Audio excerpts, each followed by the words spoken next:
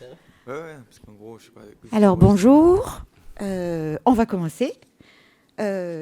Aujourd'hui, on va parler de l'assurance et des assurtech. Alors, plus de 220 startups d'assurtech en France en 2020, des levées de fonds de plusieurs millions pour leur développement, une base client en fort développement. Les assurtech viennent secouer les acteurs traditionnels dans le parcours client et les services proposés, mais aussi dans leur process interne, les business models. Automatisation de la gestion des sinistres, assurance à l'usage, assurance à la demande, les nouveaux entrants font la promesse d'une expérience plus fluide, entièrement digitale. Ils réfléchissent comme des clients, pas comme des techniciens de l'assurance, et c'est leur force. Alors que les actuaires sont les premiers data scientists en France et puis dans le monde, l'assurance a entamé sa transformation digitale et technologique tardivement.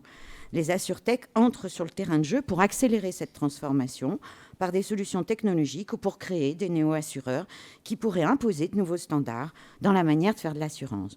Pour rentrer dans le vif du sujet, 3 intervenants, donc je vais essayer de les mettre dans l'ordre.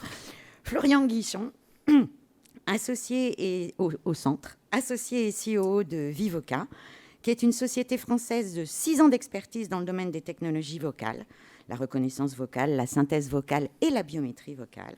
Vivoca propose des solutions notamment embarquées ou on-premise aux entreprises qui souhaitent investir dans des interfaces vocales pour leur activité. Ces technologies ne cessent d'évoluer et permettent entre autres une authentification ou identification de l'utilisateur final par le biais de la voix. Et il travaille, Vivoca, avec le Crédit Agricole, la Banque Populaire, la Caisse d'épargne, pour parler franco-français, mais ont déjà une base de plus de 80 clients. Jordan Simon, je l'ai bien prononcé, vous êtes responsable des partenaires stratégiques pour Luco, qui est une entreprise de la sûreté en forte croissance.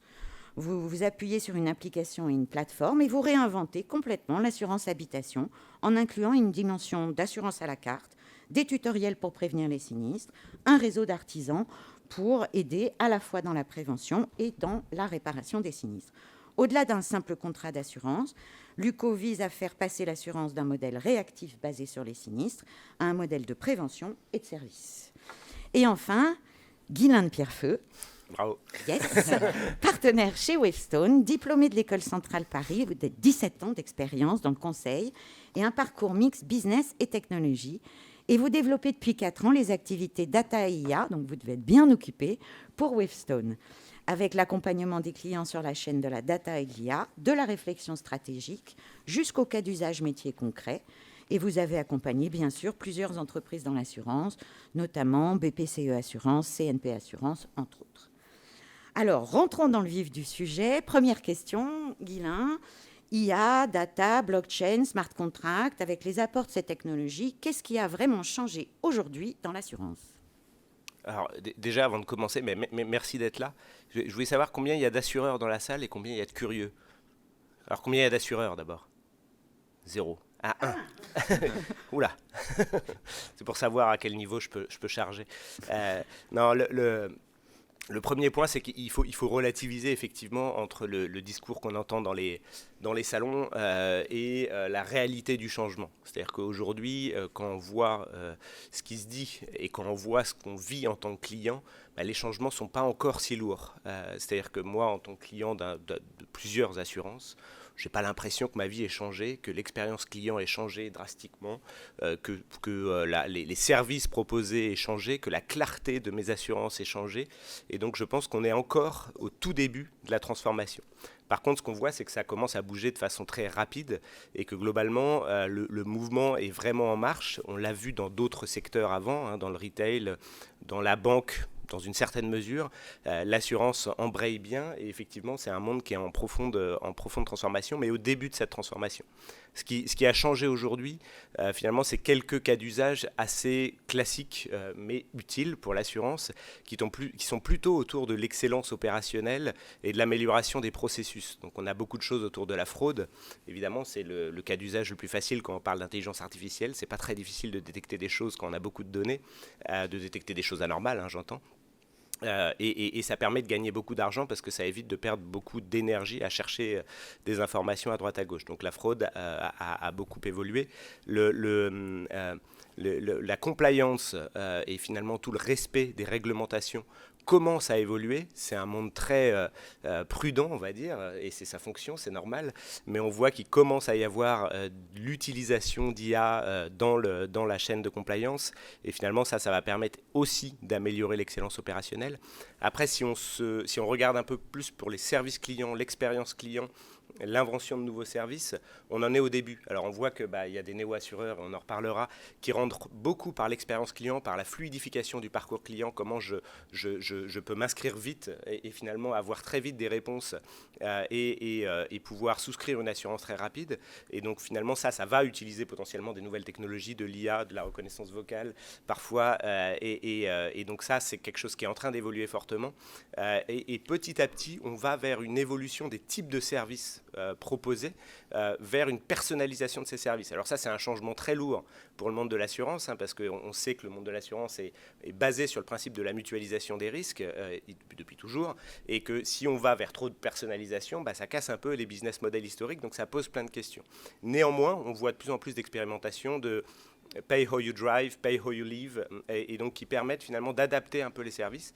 Et on voit aussi de plus en plus de services, et Luc en parlera je pense, qui permettent de prévenir les sinistres. C'est-à-dire plutôt que de payer très cher et d'embêter le client en lui disant que c'est de sa faute ou que c'est la faute d'un autre assureur, etc., on va de plus en plus essayer de prévenir les sinistres, d'identifier une fuite d'eau avant qu'elle ait trop d'impact, d'identifier un véhicule défectueux avant qu'il casse vraiment, etc., etc. Et donc ça, c'est les principales évolutions qu'on va voir dans les années prochaines. Aujourd'hui, dans les années qui viennent, aujourd'hui, on en est encore plutôt aux expérimentations. On n'en est pas encore à la généralisation de ces services en général. Merci Guylain. Alors justement, Florian, vous vous positionnez finalement sur l'amélioration des process et la performance opérationnelle. Expliquez quels bénéfices les grands groupes historiques de l'assurance peuvent tirer de votre technologie. Merci Catherine. Alors déjà, pour résumer, en effet, je fais partie de ces personnes qui essayent d'aider les assureurs eux-mêmes ou les métiers de l'assurance, les intégrateurs, pour améliorer leur processus et la productivité. Parce qu'en réalité, aujourd'hui, on le voit, alors on explique que tout se digitalise, qu'on va beaucoup plus vite. En réalité, je vois toujours des gens faire beaucoup de rédaction.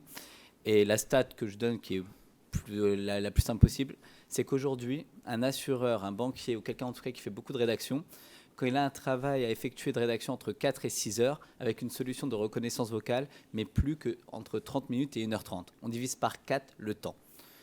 On ne va pas faire des calculs de pourcentage qui s'extrapolent, mais globalement, on considère qu'on gagne entre 2 et 4 heures par semaine par personne. Nous, notre but, c'est simplement d'améliorer ces process pour améliorer également les efficacités.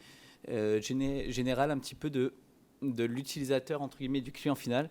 Je fais partie de ces gens qui ont eu des dégâts des eaux, des sinistres de voiture, pas responsable, important. Je fais partie de ces gens-là, et c'est fou de se dire qu'un dégât des eaux, ça prend 7 mois, et que dedans, il y a 4 contrats qui sont arrivés, rédigés, longs, compliqués, qu'on te dit que ça prend 3 semaines à chaque fois d'en écrire un. Et nous, notre but, c'est justement d'améliorer ces métiers-là pour pouvoir avoir une meilleure fluidité de l'expérience client, et avoir une meilleure productivité au sein des assurances directement. Ça, c'est notre point numéro 1, c'est ce qu'on fait au niveau de la dictée vocale. Le point numéro 2, et là, je rejoins Guylain, on parle beaucoup de sécurité de fraude. En fait, il faut savoir qu'un des meilleurs outils aujourd'hui qui sécurise l'ensemble, c'est votre voix. On sait tous parler, mais en fait, la voix, ça a plein de fréquences différentes. Ça a du ton, du rythme, de la latence. Vous voyez, moi, je parle relativement vite, il y en a qui parlent plus lentement. Et en fait, vous avez une empreinte vocale. Et quand vous avez cette empreinte vocale, ça devient une des meilleures sécurités. On est passé au digital au sens propre, on est passé à la reconnaissance faciale. Nous, on va passer à ce qu'on appelle à la reconnaissance vocale, à la biométrie vocale, pour sécuriser par le biais de la voix. Voilà un petit peu ce qu'on fait et ce qu'on est capable d'apporter au sein des assurances aujourd'hui. De la productivité en interne et une meilleure expérience client, parce que les assureurs vont vers ça, mais aujourd'hui, sur les applications, on le voit.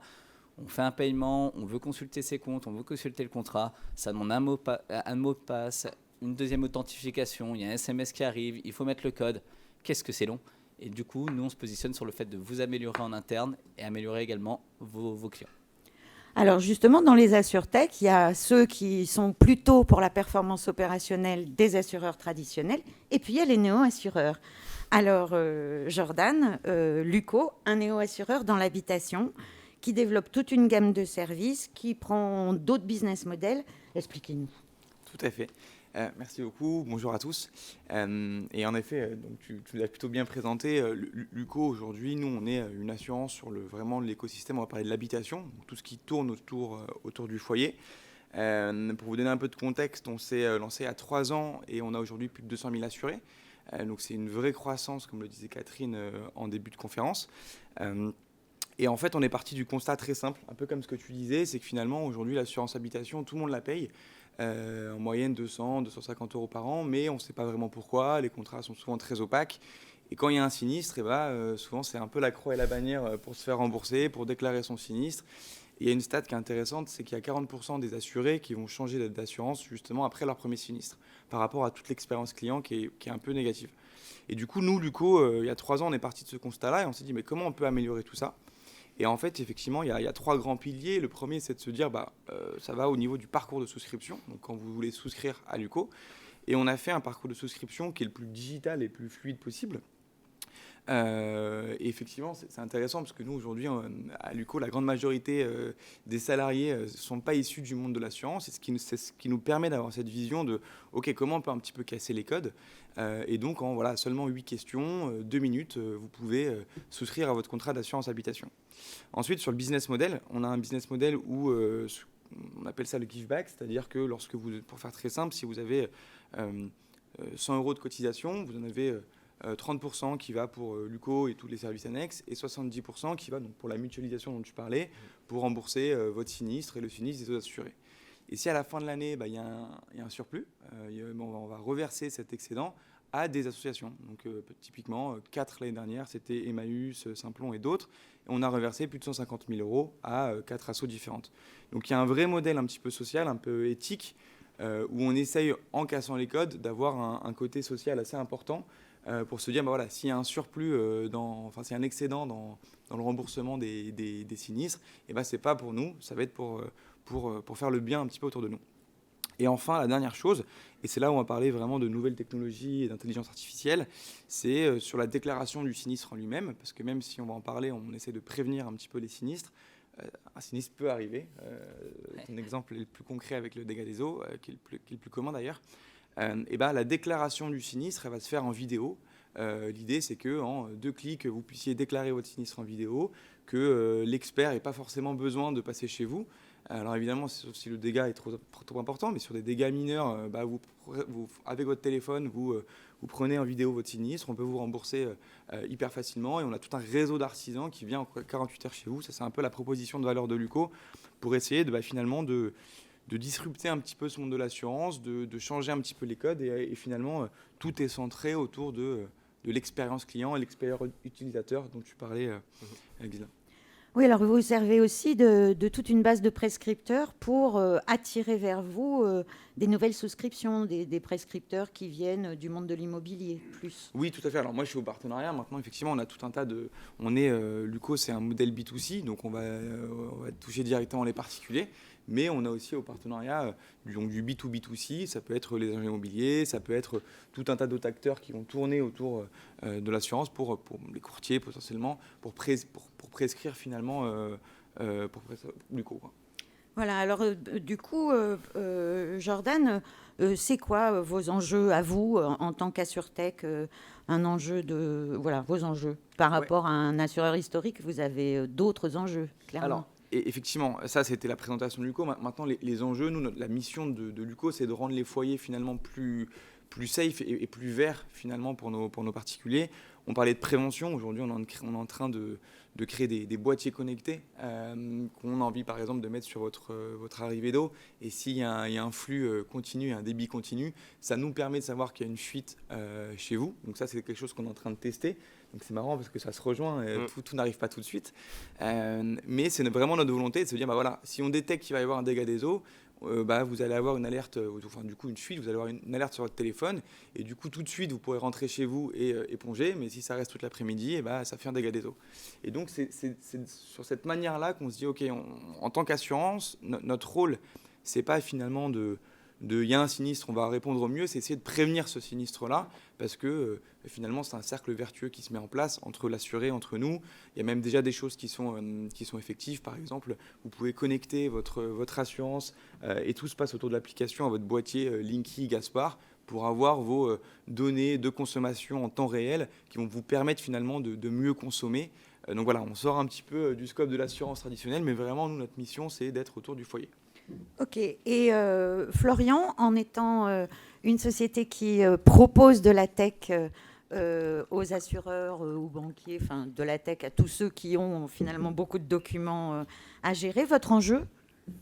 Alors notre enjeu, c'est simple, c'est d'aider ces gens-là, tout simplement. On fait partie de ces sociétés, mais comme beaucoup, tu parlais tout à l'heure de 220 startups qui sont créées, je reste convaincu que quand une startup se crée, elle a d'abord une volonté d'aider, d'appuyer, de faire de l'argent. Évidemment, on ne va pas se voiler la face non plus, mais l'intérêt principal, impactant, c'est à quel point on est capable de changer le monde. Luco le fait, Wefton le fait sur des très grands projets. Derrière, on essaie de le faire chez Vivoca. Notre but, c'est simplement d'aider, d'améliorer. On ne sera jamais parfait et sûrement les prochaines générations aideront encore sur des choses qu'on ne connaît pas maintenant. Il y a une stat qui va toucher plus tout le monde, c'est qu'aujourd'hui, un enfant sur 2 qui naît a un métier qui n'existe même pas encore. Quand on a ça, forcément, les métiers vont changer. On ne va pas reprocher à l'assurance tout ce qu'elle a fait pendant ces centaines d'années. Par contre, aujourd'hui, il y a des méthodes de changement et on essaie d'y contribuer de la meilleure des manières, tout simplement avec ce qu'on sait faire. Ok. Et Guylain, donne-moi d'un point de vue plus général les enjeux de cette transformation pour l'ensemble des métiers de l'assurance. Du coup, je vais prendre ma casquette d'assureur historique, puisque sinon personne va... Oui, vous êtes l'assureur historique pour moi. Non, j'accompagne des assureurs historiques, mais c'est vrai que le challenge, c'est d'arriver à passer à l'échelle les cas d'usage qui ont été expérimentés depuis des années. C'est vrai qu'aujourd'hui, on est encore un peu dans le monde de l'assurance, dans la machine à proof of concept. Donc, on teste plein de trucs, on fait plein de trucs, on lance des initiatives, etc. Mais ça passe pas à l'échelle. Et du coup, ça n'impacte pas les collaborateurs de l'assureur et surtout les clients de l'assureur. Et du coup, la question, c'est comment on fait pour passer à l'échelle. Et aujourd'hui, on en est là. Donc, ça commence à venir, hein, je le disais, plutôt sur l'interne, les process, l'amélioration, l'excellence opérationnelle. Mais ça commence à venir sur l'offre client, sur l'expérience client. Et moi, alors, je trouve ça vachement intéressant ce qui est présenté ici, parce qu'on voit que globalement, il y a beaucoup d'assureurs historiques qui se posent des questions sur la création de nouvelles offres, le fait d'accompagner l'assuré dans sa vie et dans tous ses mouvements et pas lui fournir des produits unitaires de type assurance habitation, assurance automobile, etc. mais d'avoir vraiment un accompagnement tout au long de sa vie sur l'ensemble des sinistres qu'il peut avoir lui et sa famille, etc. Et donc, il y a un mouvement vers des offres complètement nouvelles et assez intéressantes, sauf qu'on oublie qu'aujourd'hui, les néo-assureurs, ils rentrent par l'expérience client. Et pourquoi les gens vont chez Luco? C'est parce que c'est facile. En fait, et chez un assureur historique, c'est pas toujours facile. Il faut aller chercher des pièces justificatives. On met 3 semaines à aller poster sur un site qui marche parfois. Les pièces sont testées, vérifiées en interne par des humains. Ça met 6 semaines, 1 mois avant qu'on ait une réponse. Alors évidemment, il y en a beaucoup qui ont progressé là-dessus, et heureusement. Et donc ça avance. Finalement, sur l'enrôlement client, c'est le premier sujet. Et puis sur la gestion des sinistres, en fait, pareil, aujourd'hui, on a des réponses un peu floues. Je suis en plein dedans parce que j'ai un dégât des eaux en ce moment. C'est épouvantable. Voilà, épouvantable. Tout le monde se rejette la balle, etc. Il y a un appel dans la salle. Hein. Et donc, j'aurais un service, effectivement, qui me dirait, dans votre cas, il est très simple, il n'y a pas 1000 cas de dégâts des eaux, voilà exactement qui est responsable, pourquoi, comment vous devez vous y prendre. Et je n'ai pas ça, en fait. Je suis obligé de me débrouiller tout seul, d'appeler 50 personnes, d'aller discuter avec mon locataire pour savoir pourquoi, machin. Enfin, c'est épouvantable.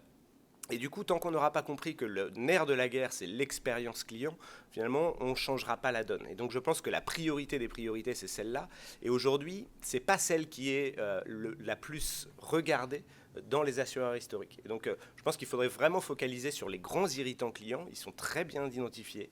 On les connaît très bien. Il y a des Voice of Customer qui sont faits tous les ans. Et focaliser là-dessus pour accélérer.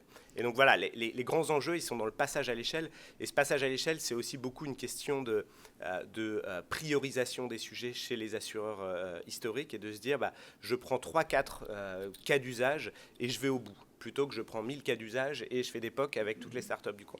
Et le sujet l'autre sujet complexe pour les assureurs historiques, c'est le make or buy. C'est un truc très compliqué chez tous les acteurs du monde, c'est de dire est-ce que je fais moi-même parce que ça devient des services qui sont des différenciants vis-à-vis de mes clients et donc je veux me les approprier, je ne veux pas les céder à une start-up, à un Google, etc. Ou est-ce que j'achète une solution? Et cette question, elle est assez compliquée chez les assureurs aujourd'hui, de se dire finalement pour quel type de service je vais acheter des choses qui marchent, qui ont déjà été éprouvées chez d'autres clients, qui me feront gagner du temps et qui ne sont pas cœur de métier, et pour quel service je vais développer moi-même des équipes, et quelque part je vais devenir un peu éditeur logiciel sur certains algorithmes d'intelligence artificielle qui me permettent de me différencier. Et donc cette question du make or buy, elle est aujourd'hui très compliquée, parce que les assureurs ont recruté beaucoup de data scientists, parce que c'était la mode, et du coup sont obligés de les occuper, et donc développent en interne, je schématise un peu, hein, je prie de m'excuser, mais et donc développent en interne des choses qui n'ont pas à être développées en interne. Finalement, la capacité à reconnaître vocalement un client pour accélérer le processus d'enrôlement ou pour détecter des fraudes, ce n'est pas un savoir-faire clé pour l'assurance. Par contre, le fait de savoir faire une assurance très spécifique de Pay How You Drive ou de Pay How You Live, de faire de la prévention, etc., ça, c'est des services cœurs. Si on veut les développer, ça vaut le coup de les internaliser. Donc cette question de qu'est-ce que je fais en interne, qu'est-ce que je fais faire, elle est assez importante. Et en effet, je rebondis même sur ce que tu dis. Ça nous correspond très bien parce qu'on pourrait se dire effectivement on a une petite structure, pourquoi on va aller pas développer de l'auto, pourquoi on va pas aller sur d'autres verticales. Nous effectivement notre mission c'est d'être autour du foyer, et donc en fait c'est de se dire il y a déjà des gens qui le font très bien finalement, même des insurtech sur de l'auto, sur de la santé, mais aujourd'hui c'est pas notre priorité c'est d'être vraiment autour de la maison parce que du coup c'est notre expertise cœur et c'est là où on est fort quoi. Et effectivement il y a cette intelligence à se dire ok je me concentre sur ce que je sais faire, effectivement ça rejoint un peu ce que tu disais quoi. Ouais, focaliser. Ouais, exactement. Oui, puis il y a aussi que, avec l'expérience client et la digitalisation, les assurtech, elles ont un process commercial qui finalement n'était pas ultra nécessaire pour les assureurs traditionnels, parce que l'assurance, c'est quelque chose d'obligatoire, ou en tout cas, où on se sent obligé d'avoir une assurance. Et là, il faut, avec toute cette digitalisation, le process commercial est aussi à prendre en compte par les assureurs traditionnels qui ne faisaient pas forcément ça. Ouais, c'est effectivement un point important, parce que la force et la faiblesse des assureurs historiques, c'est qu'ils font de la data science depuis toujours. C'est-à-dire que les actuaires, c'est des data scientists, en fait. Voilà, en tout cas, c'est des statisticiens, et parfois qui vont plus loin. Et donc, finalement, le fait de se positionner comme des acteurs qui savent valoriser la donnée, donc qui savent faire de l'intelligence artificielle, quelque part, si je schématise un tout petit peu, c'est une force, mais c'est une force qui cache une faiblesse, parce que du coup on s'est concentré sur ces sujets d'actuariat et d'actuariat avancé, et on n'a pas développé des compétences sur l'IA pour l'acquisition client, pour l'upsell, pour le cross-sell, pour apprendre finalement à bien connaître son client, à mieux le cerner dans ses irritants, et donc mieux lui proposer comment contourner ses irritants. Et effectivement, c'est savoir-faire, j'allais dire, des néo-assureurs, de se dire on utilise les technologies de maintenant pour acquérir des nouveaux clients, pour aller plus vite dans l'augmentation de la base client, pour utiliser les données clients pour leur proposer des choses. Alors en respectant les valeurs évidemment de l'entreprise, parce que l'utilisation des données clients, c'est tout un poème en France et c'est toujours très compliqué, et donc il ne faut pas faire n'importe quoi par rapport à l'image qu'on veut renvoyer à nos clients, mais on peut faire plein de choses. Et aujourd'hui, c'est un peu le domaine sur lequel effectivement les assureurs historiques pêchent, j'allais dire à la fois par conscience et par éthique, et ça on peut que le respecter, mais aussi par non-connaissance de ce nouveau monde, j'allais dire. Voilà. Ok. Bon, alors avant de laisser la parole à l'audience pour avoir d'éventuelles questions, si vous aviez chacun, dans l'ordre comme ça, on va faire, un message clé à donner à l'audience, qu'elle reparte avec, un key takeaway. Comme ça. Ouais.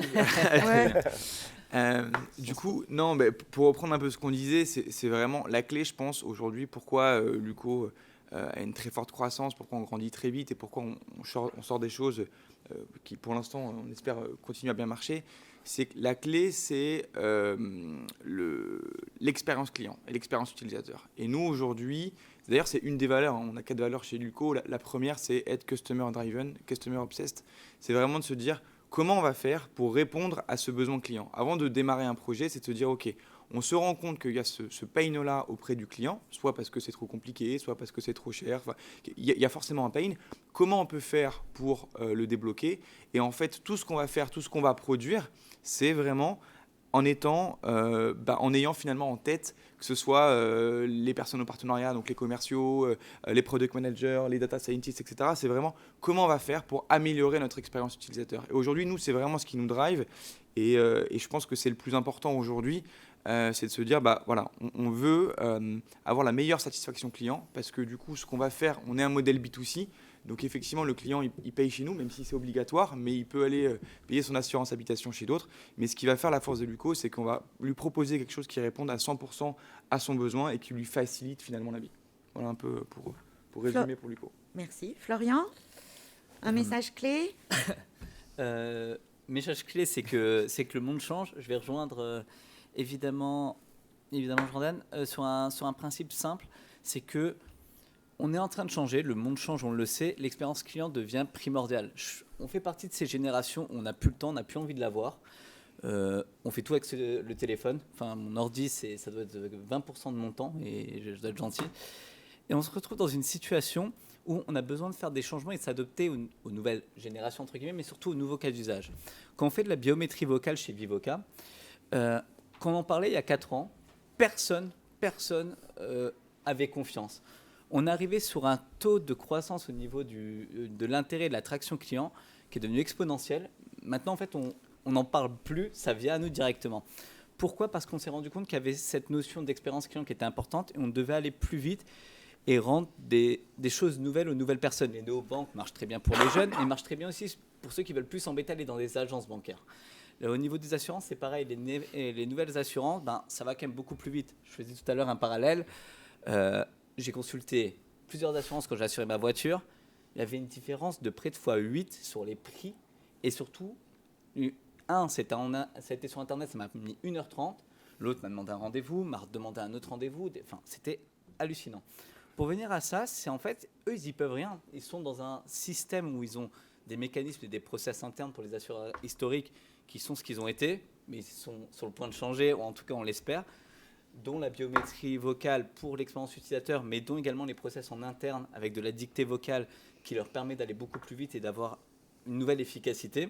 Et nous, chez Vivoca, avec l'attraction qu'on a aujourd'hui, les clients qu'on a, ce qui rejoint le fait qu'on fait que des déploiements, parce qu'en fait, il n'y a plus d'intérêt à poker.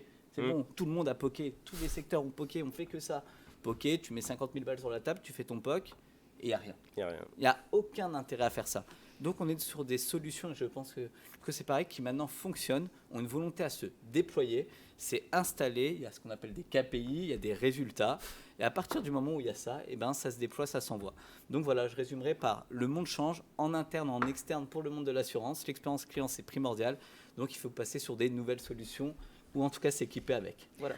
Alors après, les pauvres assureurs historiques qui sont malgré tout à notre service depuis de nombreuses années, ils doivent avoir la tête qui tourne avec toutes ces technologies, parce qu'entre la biométrie vocale, l'IA, l'assurance paramétrique, etc. Alors, Guylain, comment c'est quoi finalement le key message qu'on peut leur donner à ces assureurs historiques pour qu'ils fassent un peu le tri ? Moi, je pense qu'ils ont encore de beaux jours devant eux s'ils prennent bien le virage. C'est-à-dire que globalement, l'enjeu aujourd'hui, c'est pas d'essayer de singer ce que font les néo-assureurs ou ce que font les grands du digital. J'ai beaucoup de clients qui commencent par me demander faites-moi un benchmark de tous les cas d'usage du monde de l'assurance. Je leur dis, ça n'a aucun intérêt. En fait, vous avez une stratégie et vous avez un ADN. Donc, on va plutôt partir de ça. Qui vous êtes, qui vous voulez être demain vis-à-vis de vos clients, de vos sociétaires, pour les groupes mutualistes, etc. Et en fonction de ça, on va trouver des cas d'usage qui seront adaptés à leur ADN et qui vont plutôt transcender ce qu'ils sont historiquement et leurs actifs historiques, plutôt qu'essayer d'inventer un nouveau monde dans lequel ils seront de toute façon pas compétitifs, parce qu'ils ont des frais de structure qui sont beaucoup plus lourds qu'un néo-assureur, ils ont un facteur humain qui est beaucoup plus important historiquement et qui peuvent transcender. Moi, j'aime bien prendre les exemples français de La Poste et de Decathlon. La Poste s'est pas dit je vais faire comme Amazon. Bon, ils se sont peut-être dit à un moment donné, mais ils ont vite oublié parce qu'Amazon d'abord est un de leurs principaux clients et par ailleurs ils peuvent pas.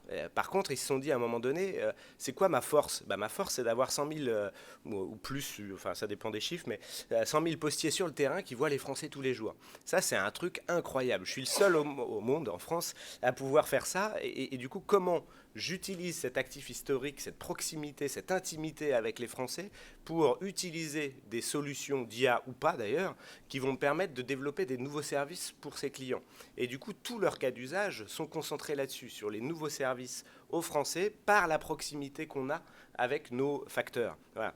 Ça, c'est un bon exemple. Decathlon, pareil, ils sont construits historiquement sur la relation client, sur l'humain, sur le fait, je ne sais pas si vous êtes d'accord avec moi, mais quand on rentre à un Decathlon, on est bien reçu, on a envie, on est bien conseillé, etc. Ça, ils veulent le garder, il faut le garder. Et donc, faire que du digital, 100% digital, déshumanisé, etc., ce n'est pas dans leur ADN. Par contre, essayer d'utiliser finalement cette capacité humaine de proximité pour créer des nouveaux usages, aider les conseillers à être plus vite, plus performants, à avoir des réponses aux questions qu'ils n'ont pas, parce que quand même, ils ne peuvent pas avoir des réponses à tout, etc.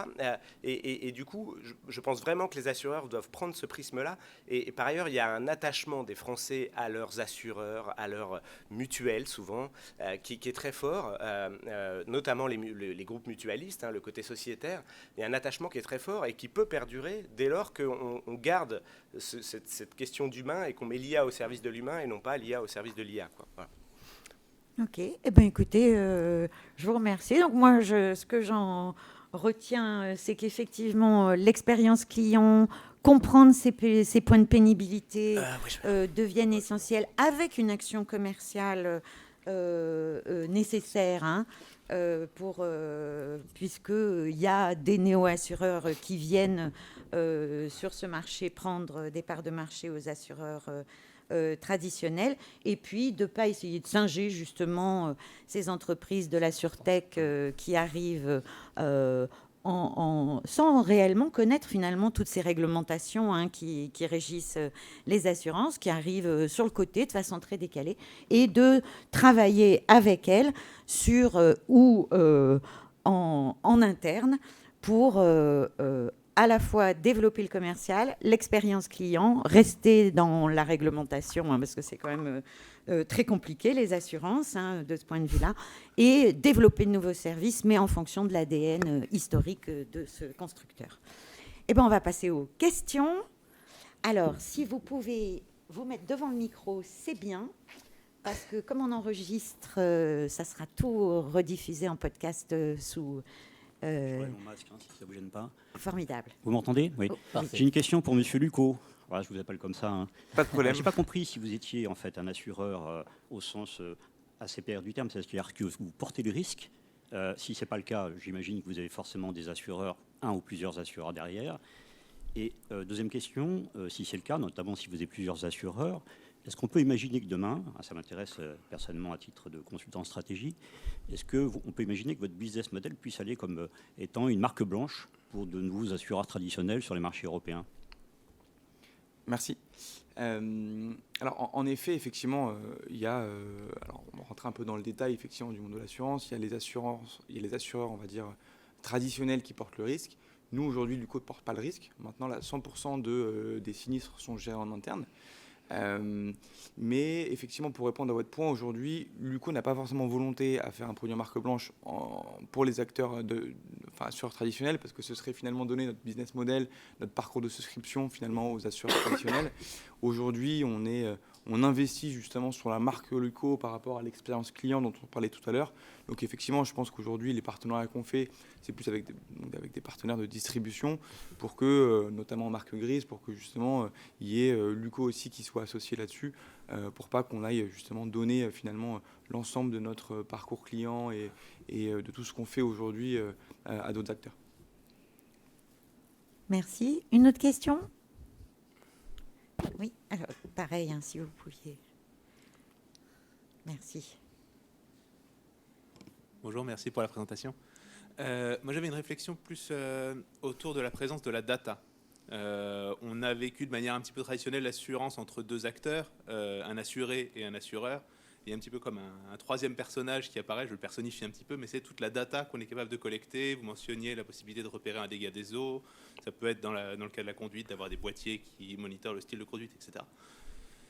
On dit que l'information, c'est le pouvoir, et ma réflexion, c'est un petit peu dans quelle mesure, pour l'assuré, il est pertinent de donner ce pouvoir à son assureur, plutôt que de l'exercer soi-même. Et comment est-ce que ce troisième acteur, si on peut dire, va venir troubler le rapport de force et le rapport de responsabilité aussi entre l'assureur et l'assuré. S'assurer que ce qui fait peur quand on contracte une assurance, c'est toujours les fameuses petites lignes et de se dire est-ce que la data que je donne, ça ne va pas permettre de créer des nouveaux tiroirs dans lesquels il y a des choses qui vont permettre à l'assureur de dégager sa responsabilité. Si je peux me permettre de répondre sur ce sujet-là, je parle vraiment de data, donc parce que historiquement on a travaillé beaucoup dessus, alors pas que nécessairement dans l'assurance, mais d'une façon un peu plus globale. Déjà, il y a une question de curseur. C'est toujours pareil. C'est à quel point tu prends un nombre de data importantes et qui ont un rapport avec ce que tu veux en faire derrière. On a tous eu ces petits sites internet. Tu sais pas pourquoi ils te demandent des trucs. Tu commandes n'importe quel produit, ils te demandent ton adresse, ton numéro de sécu. Et là, tu dis non. Donc il y a une question de curseur. Et ensuite, il y a surtout, je trouve, au niveau de la data, ce qu'on appelle de la démocratisation du risque de la data. Je vais rejoindre Guylain. Lui, RGPD, lui, CNIL, lui, ce qu'on veut. En réalité, quand les boîtes sont sérieuses, vu les risques que ça représente au niveau de la Commission européenne, au niveau français, ça sécurise bien et il n'y a pas de risque. La data est ce qu'on appelle privacy by design, c'est-à-dire que c'est mis dans un écosystème qui fait que la donnée est gardée et il n'est distribué que ce que l'assuré souhaite. Si après, il y a ce qu'on appelle de la malversation, c'est-à-dire on joue dans les petites lignes, je vais faire un peu le parallèle avec ce que vous disiez, la petite note au milieu, c'est qu'en fait, c'est un côté un peu malsain de la part de l'assureur. Mais à partir du moment où c'est clair, où c'est propre, l'assuré n'a, à mon sens, qu'à y gagner. Moi, mes données, je fais partie de ces gens qui n'ont pas peur de les donner à n'importe qui, à partir du moment où je sais ce qu'il y a derrière. Et aujourd'hui, à part avoir plus de réactivité de tous les services sur lesquels je suis souscrit, si on parle d'assurance, ma propre assurance va beaucoup plus vite depuis qu'elle a certaines de mes datas, c'est con, mais ça joue comme ça. Et je ne me sens pas espionné par autant parce que j'ai considéré que ce que j'ai offert, c'était juste par rapport à ce qui devait me devait me rendre. On donne déjà ces infos-là. En réalité, on en donne plein. Ils demandent un détecteur, ils demandent ça fait combien de mètres carrés, où est-ce que c'est placé, des photos, les photos des véhicules quand c'est des néobanques en ligne. Mais c'est normal. Et moi, je suis content de revenir vers eux avec la data qu'ils ont eue sur moi en me disant vous l'avez. Je pense que voilà, alors pour résumer, parce que j'ai fait un peu d'épilogue, mais globalement, c'est une question de curseur de l'assuré, de l'assureur, et d'être extrêmement franc et clair pour ne pas créer de la panique. Et de la part de l'assuré, c'est avoir une démocratisation qui lui permet de comprendre que la data, c'est pas non plus, on n'est pas en mode Big Brother, en mode on va rentrer dans Google Drive et avoir les photos de tout le monde. C'est pas ça. Voilà. C'est mon avis. Je ne sais pas si je réponds à votre question un petit peu. J'ajoute juste, mais je suis complètement d'accord avec ce que tu viens de dire. En complément, je trouve ça très marrant, le paradoxe français où on a tous des téléphones Android, Google, on donne absolument tout. On a de plus en plus tous des Alexa, des Google Home, des machins qui enregistrent absolument tout. Et on est prêt à le faire parce qu'il y a un niveau de service exceptionnel. Pareil, on est tous sur Amazon et on achète tous sur Amazon. Peut-être de moins en moins pour certains, etc. Il y a un certain militantisme sur ce sujet, mais globalement, les services sont à la hauteur du risque qu'on prend à transmettre nos données. Et du coup, on le fait, mais plus que tout, en fait. Et alors, dès qu'on a une assurance nous demande un truc, on dit « Ah non, surtout pas ». Et il faut se demander pourquoi, en fait. Et le pourquoi, c'est une question de confiance, en fait. Et du coup, c'est très bizarre d'avoir plus confiance en Amazon qu'en son assureur, quand même. Et du coup, il faut réfléchir à comment faire en sorte que les sociétaires, les clients aient envie de partager leurs données. Et ça, c'est si on leur propose des services à la hauteur. Moi, aujourd'hui, j'ai pas envie de donner mes données à l'assurance parce que je sais qu'elle en fait rien et que c'est une catastrophe. Non, mais voilà. Et si demain, la relation client était améliorée, elle était capable de me donner une réponse en 2 minutes sur mon sinistre parce que j'avais donné historiquement mes données et que d'autres clients avaient fait pareil que moi, je serais ravi et je le ferais volontiers. Donc, c'est une question de rétablir la confiance et de construire ça. Après, il y a des réflexions par rapport à ce que vous dites sur le self-data, donc le fait d'avoir sa propre donnée chez soi, entre guillemets, et de pouvoir gérer soi-même les droits régulièrement en disant ça j'accepte pas parce que je comprends pas la finalité, etc. C'est des réflexions assez complexes.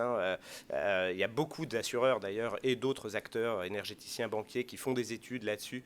Il y a Cozy Cloud notamment en France qui travaille là-dessus. C'est intéressant, c'est un concept super intéressant. Ça prend du temps et aujourd'hui ça perce pas complètement parce que justement il y a ce déséquilibre majeur entre des acteurs historiques, pas historiques, des nouveaux acteurs du digital qui font ce qu'ils veulent et les Français qui se mettent, les Européens qui se mettent plein de contraintes. Je dis pas que c'est mal, la RGPD, je trouve ça très bien, mais du coup il faut établir cette confiance, c'est ça la base, quoi. Et je vais même Pardon. C'était plus sur ce deuxième point un peu le sens de ma question. Effectivement, c'est pas la peur de partager sa donnée. Effectivement, on le fait tous les jours. C'est un sujet. C'est plus de se dire, effectivement, si je prends l'exemple d'une assurance crédit, si j'ai 30 ans, non fumeur et sportif, je vais partager ces informations-là avec mon assureur. Si j'ai 80 ans, que j'ai eu 2 cancers, un AVC, et là, je vais préférer ne pas partager ces informations avec mon assureur, si c'est possible. Donc, c'est pas une affaire d'espionnage ou autre, c'est de se dire, la donnée qu'on donne à l'assureur va lui permettre soit d'ajuster son prix, soit d'ajuster sa prévention, d'ajuster son offre. C'est pas le côté espionnage, c'est vraiment le côté, on donne une arme à son assureur. Quels sont les moments où c'est pertinent, quels sont les moments où ça ne l'est pas.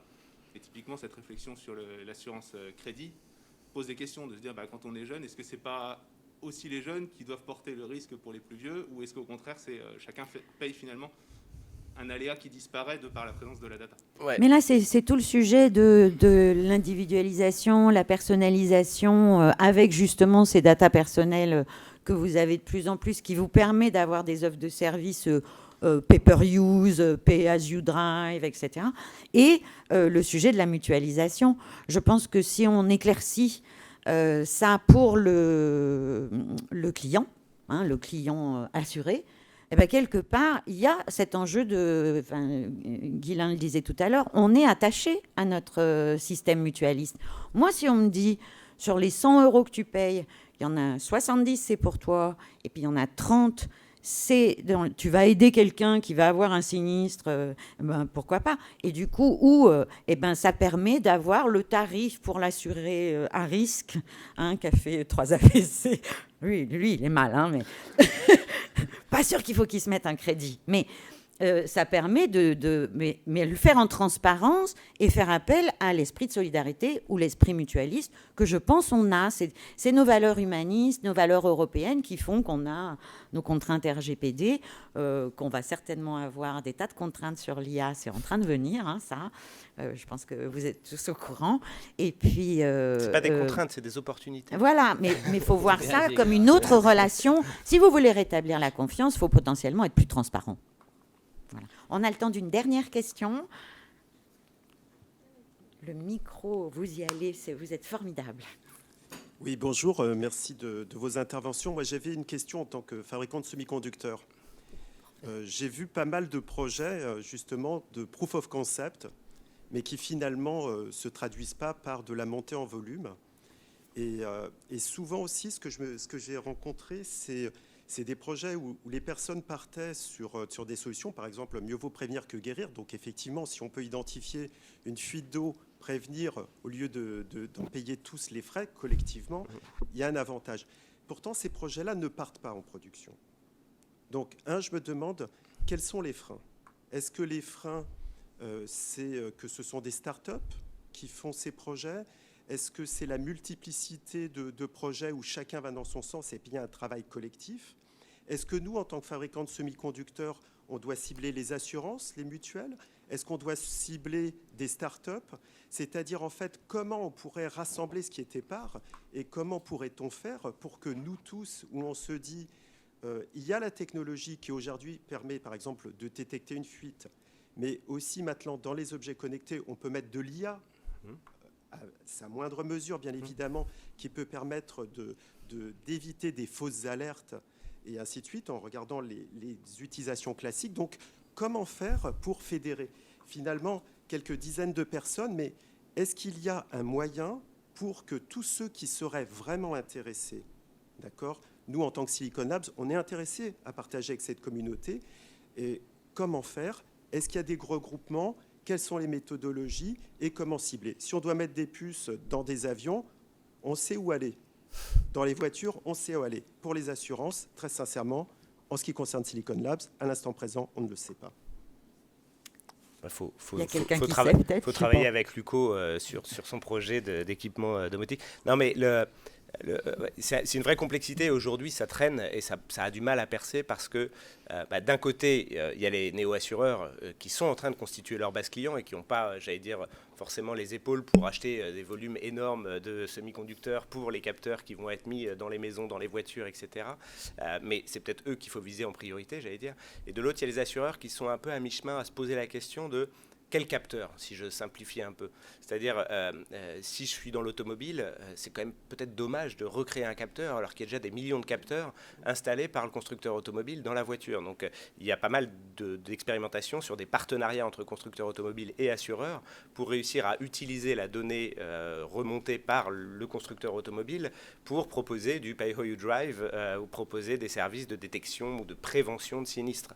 Pareil, il y a des projets d'assureurs avec les fournisseurs d'eau qui maintenant fournissent tous des compteurs intelligents, alors de plus en plus en tout cas des compteurs communicants, ils ne sont pas très intelligents, des compteurs communicants d'eau qui permettent de détecter des fuites, alors un peu de façon globale pour un domicile et pas de façon très locale, donc peut-être qu'il y a une opportunité d'aller installer beaucoup plus de capteurs. Et dans ce cas-là, ils vont se poser des questions, effectivement, de se dire comment on va plus loin. Et puis après, c'est la problématique globale de l'IoT qui ne passe pas à l'échelle, hein. C'est que, en fait, en tout cas, les grands acteurs sont en train de découvrir que c'est complexe de gérer un parc de capteurs. En fait, c'est pas juste je mets un capteur et à vie il marche. C'est-à-dire il faut le maintenir, il faut s'assurer qu'on continue à le connaître tout le temps, s'assurer qu'on est capable de le faire évoluer, donc de faire évoluer son firmware, etc., etc. Et du coup, cette gestion de parc, elle est très complexe. Cette gestion finalement d'un parc de capteurs, de l'industrialisation de ces capteurs, elle est très complexe parce que au début, on est sur des petites séries, ça coûte très cher, donc c'est pas rentable. Et en gros, le pari, c'est que ça va passer à l'échelle et donc ça va devenir rentable. Donc il y a plein de complexités. On a plein d'études là-dessus avec les assureurs, donc je pense que ça va bouger. Je pense que les bons combats, c'est quand même avec les néo-assureurs qui se focalisent là-dessus et se disent je vais accélérer sur un projet bien précis, d'aller mettre des capteurs pour détecter les fuites d'eau, et eux, c'est des bons trucs. Après, est-ce qu'il y a des organisations où on discute de ça et où on peut faire progresser le truc? Moi, j'en connais pas, il y en a sans doute. Hein. Voilà. Mais c'est vrai que même pour rebondir... Parce que sinon, je vais me faire vraiment fâcher. On déborde. Oula. Mais, pardon. Catherine a mis la pression là. Je suis impressionnante, je regarde l'heure, je suis le timekeeper aussi, donc je vous remercie vraiment. Désolé, du coup, je je pense qu'il mérite, hein, allez. Et puis, si vous voulez continuer la conversation, on peut continuer la conversation dans le couloir avec nos intervenants. Merci vraiment et désolé, non, il n'y a plus de rebond. Plus de rebond. Mais bon, vous pouvez... Merci beaucoup. Désolé, hein. Non, mais t'as raison.